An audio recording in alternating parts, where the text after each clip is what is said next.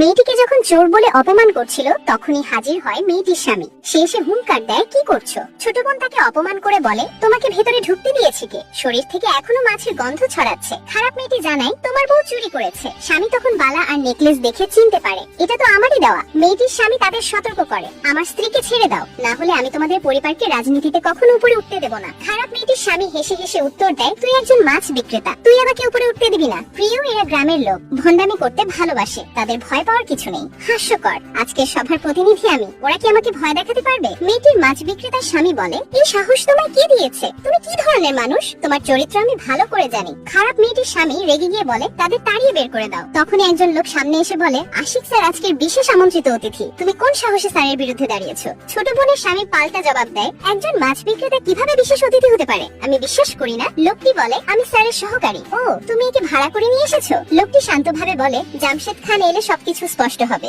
জামশেদ খান, তুমি কি জেলার ওই সভাপতির কথা বলছো? পাগল নাকি? এই সামান্য মাছ বিক্রেতার জন্য সে এখানে আসবে? এখনই তাদের সবাইকে বেঁধে কঠিন শাস্তি দাও। বডিগার্ড তাদের মারতে লাগলো। কিছুক্ষণের মধ্যেই জামশেদ খান সেখানে এসে হাজির। সবাই থামো। তারা তো অবাক, ভয়ে দৌড়ে এসে অভিযোগ করে, এই দুজন চুরি করেছে। জামশেদ খান এগিয়ে যায় ছেলেটির কাছে। তাদের এই অবস্থা দেখে মেয়েটিকে এক থাপ্পড় মারে। ছোট বোনের তার স্বামী বলতে লাগে, তারা চুরি করেছে, আপনি ভুল করছেন। তখনই শয়তান ছেলেটিকে আরেকটি চড় মারে। সভাপতি রেগে গিয়ে বলেন, তোমরা জানো না তারা কারা? ওরা শুধু আমার অতিথিই নয়, এই বাণিজ্য সমিতির বিশেষ সম্মানিত অতিথি। ছোট বোন কোনোভাবে এটা মেনে নিতে পারলাম না। বড় বোন তখন তার বালার নেকলেস ফেরত চাইলো। মেয়েটির আগে নেকলেস হাতে নিয়েই বড় বোনকে মারতে চাইলো, কিন্তু স্বামী তা ফিরিয়ে হাত থেকে নেকলেস কেড়ে নিয়ে উল্টো তাকিয়ে এক চড় মেরে দূরে ফেলে দেয়। নেকলেস আর বালা নিয়ে নিজের বউকে পরিয়ে দেয়। সভাপতি গার্ডকে আদেশ দেয় মেয়েটিকে কঠোর শাস্তি দিতে। মেয়েটি চিৎকার করতে থাকে, স্বামী আমাকে বাঁচাও। স্বামী তাকে ছেড়ে দেওয়ার অনুরোধ করে। সভাপতি বলেন, তাদের কাছে কোটি টাকার সম্পত্তি আছে, বহু মাছের পুকুর আছে, তোমরা চোখে যা দেখছো সবসময় সেটাই সত্যি নয়। শেষে ছেলেটি বলেন, মানুষের মূল্য পোশাকে নয়, কাজে আর সততায়।